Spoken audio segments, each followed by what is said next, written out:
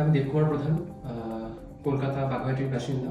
আমার এমবিবিএস এর journey start করছি Gazipur state city medical college, যেটা কিনা ডক্টর আফতাব হোসেনের থ্রু মেডিকেল অ্যাডমিশন হয়। এই টোটাল কাউন্সিলিং বা পুরো ব্যাপারটা আমি জানতে পারি। প্রথমে তো আমার এইসব সম্বন্ধে কোনো ধারণা ছিল না। ফেসবুক ঘাঁটতে ঘাঁটতে আমি রিসেন্টলি দেখতে পাই, তারপরে আমি স্যারের সঙ্গে কন্ট্যাক্ট করি। এবার স্যার আমাকে খুব হেল্প করেছে টোটাল কাউন্সিলিং প্রসেস এবং ডকুমেন্টেশন সবটা নিয়ে, এবং আমার যা যা দরকার ছিল সেগুলো সমস্তটাই দেখেছে স্যার। কালকেই আমার টিকিট আছে, তো ফাইনালি যাচ্ছি। আই হোপ যদি সব কিছুই ভালো হয়, এবং থ্যাঙ্কস টু স্যার যে স্যার এতটাই হেল্প করেছে। আমার ছেলেকে নিয়ে খুবই আমি সমস্যার মধ্যে ছিলাম যে আমি ওকে এমবিবিএস করাবো, অনেকদিনেরই আমার স্বপ্ন, কিন্তু আমি অনেক দিক থেকে সমস্যা আসার কারণে আমি পারছিলাম না। কিন্তু তারপরে ওর স্যারের সঙ্গে আমার যোগাযোগ হয় অনলাইনের মাধ্যমে। ছেলে আমাকে বলে, তারপরে আমি বলি ঠিক আছে চল তাহলে যোগাযোগ করে ঠিক করে দেখি যদি হয়।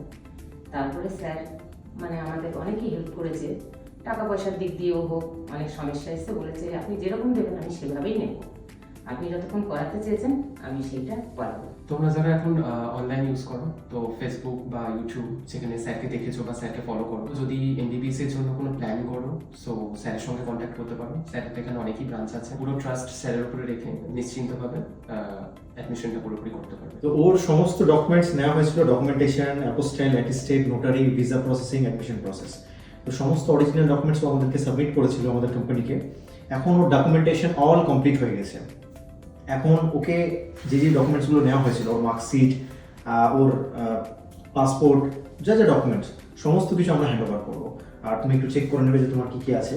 এখানে তোমার একাডেমিক ইয়ারের এইগুলো আছে, একটু চেক করে নাও। এখানে তোমার রেজিস্ট্রেশন সার্টিফিকেট সব কিছু আছে, চেক করে নাও।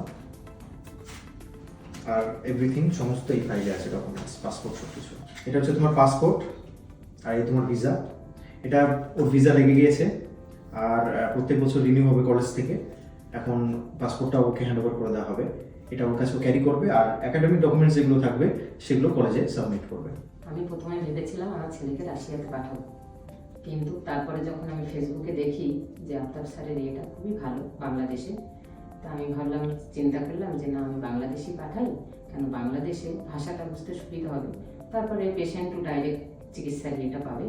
যার কারণে আমি ওখানেই দিলাম, আর রাশিয়াতে দিলাম না। রাশিয়ার জন্য আমার সবই গোছানো হয়ে গেছিলো, কিন্তু আমি অত দূরে দিলাম না এই কারণে যে ছেলেটা অত দূরে যাবে, দেখতে পারবো না, মাঝে মাঝে ফোনে পাবো কি পাবো না। আর বাংলাদেশে দিলে আমি সবসময়ই যোগাযোগ করতে পারবো, যার কারণে আমি এখানেই দিলাম, বেশি দূরে দিলাম না ছেলেকে।